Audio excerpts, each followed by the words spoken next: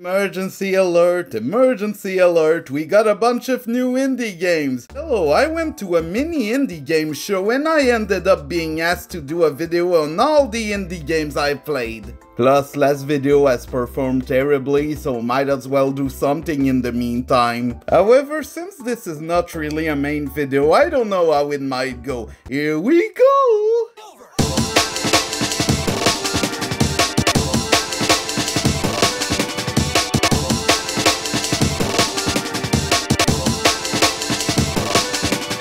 A Hungry Fly is a surreal video game about a fly and a spider working in unison or something. That reminds me of a game I really need to replay. It's dark, grotesque, stylized, and even a bit sad. I even got a caterpillar's head. Yay, caterpillar head. Either way, it has both first-person sections as the fly, as well as fixed camera angles, third-person sections as the spider. After fighting a spider in Resident Evil, now it is time for you to become the spider. But yeah, a bunch of YouTubers have played it and it's a fun, horrifying experience. Wishlisted now. As for cool as heck Metroidvania, Biomorph was also there, and it even has animated cutscenes. What is this? The Sega Saturn? Apparently one of the people who worked on the game is also a very big animator.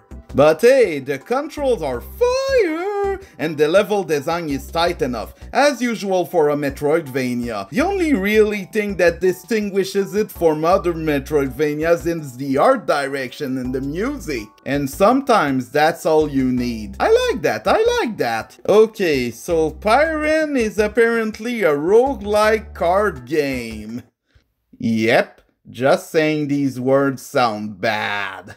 But the thing is that I think this is a very fun and really interesting card game. But the thing is that there is a bit of an exploration aspect that really reminds me of Betenkaitos or even Kingdom Hearts Chains of Memories. I kinda enjoyed that aspect of Chain of Memories, unlike everything else. However, playing Pyren was really interesting and I enjoyed every second of it, including the simplified battle system and the art style. There is a demo on Steam, so you can try it. Speaking of cards, Botanical Warfare is apparently a tactics RPG.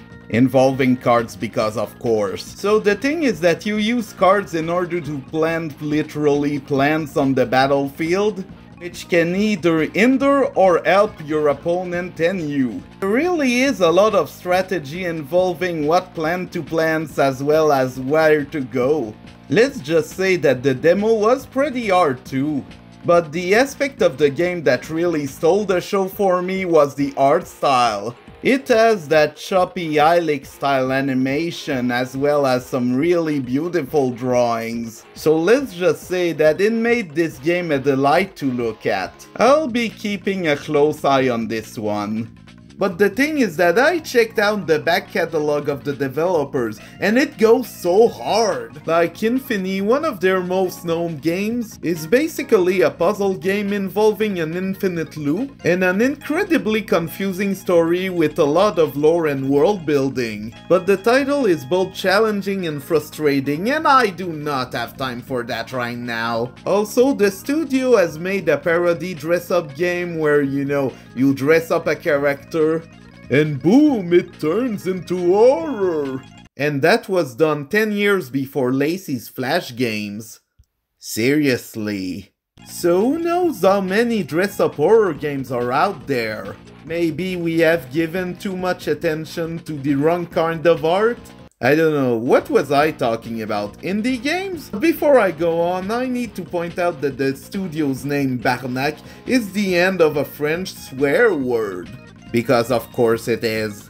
Okay, more indies. Spiral is an atmospheric exploration game where you take control of an old man who explores his memories, but then they become corrupted and messy, and that's the premise of the game. Yep, that's kinda dark. Like, yeah, it is immersive, but if a 15-minute demo can make me cry, I don't know how I will handle the full game. And considering the title implies a downward spiral, Either way, the whole thing's fully voice acted, has minigames and an adjustable speed, as well as some pretty gorgeous graphics, and an even more gorgeous art direction. So yeah, I am a bit hyped and a bit scared for this one, but I don't know if my PC can handle it. Same thing for my art. For something lighter, we got goons. The thing is that goons used to be Canadian slang, but then the term Coomer popped up, and then Gooner, which was shortened to goon, and you know what?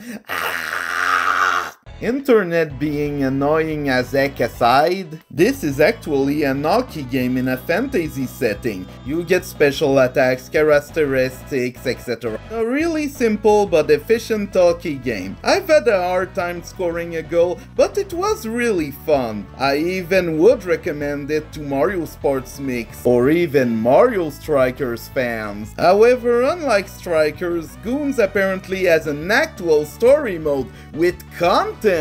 The only thing is that I'm not a fan of every character design, but I still think this is worth playing. Okay, hear me out. Biodome is a hero-based... Don't boo yet! Tactics RPG...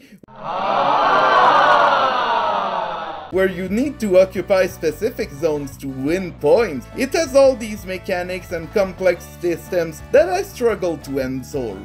While the main campaign might be a thing later, the game's main focus is on PvP, and let's just say I do not care about that. Do I enjoy the title? Sort of. It's just that it all feels meh to me. At least a few hundred other titles I'd rather play. Do I still think it is solid? Yes. Do I want to play it forever and ever? Absolutely not! But if you enjoy Overwatch and Fire Emblem, this is an easy recommendation. I kinda got a code for the beta, but I'm not that interested, so if anyone's interested, you can DM me on Twitter. As for fighting game enthusiasts, there is Fat and Furious, a simplistic fighter with a few fast food parodies. I thought the controls were very stiff despite the creativity of the visuals. Also, the game probably won't have an actual campaign, so probably on sale. The thing is that aside from Bob, we don't really have any plus-size character in fighting games, even despite the fact that many pro wrestlers even have a belly. So yeah, that is kinda refreshing to see. It's just maybe on a sale. There was a puzzle game that was basically an ecosystem sim, but I can't find anything about it on my phone. Silly me. For example, you build a clownfish using blocks and then use that clownfish to start the food chain. It sounds kinda dumb, but it's pretty hard, but also addictive. If anyone has any info on the title, please tell me. I really need help. Avant-Garde was a prototype for an upcoming RTS. I did not want to wait 30 minutes to play an RTS. But from what I saw of it, it looked kinda fine, especially for a prototype. But apparently there were figurines that you could win whenever you played the demo. Do I think it was worth it? Nah. Well, I found another Metroidvania at the show. I could not play it due to the amount of people waiting in line for their turn, so I have nothing and that irritates me. I thought the list of developers would have been on the event page, but no, which made this video even harder to do. And apparently Ubisoft are the ones responsible, so I blame Ubisoft. Go make an open world Rayman game before I send you to your room. Also, I see you got a bunch of allegations. Either way, last game I'll be talking about is Once a Tale.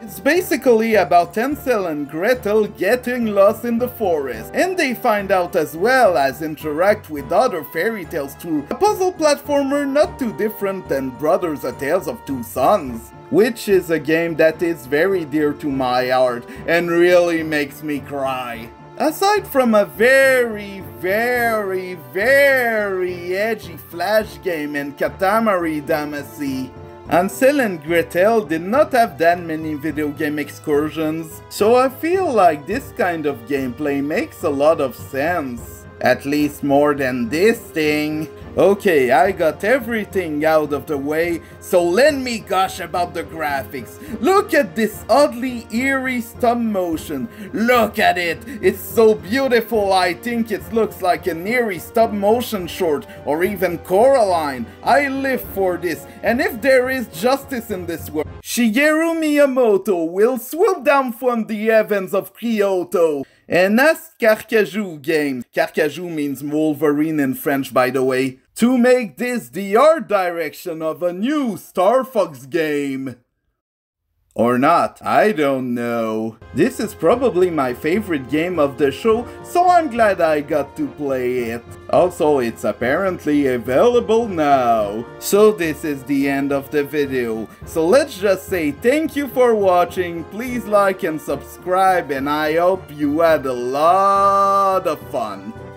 Bye bye!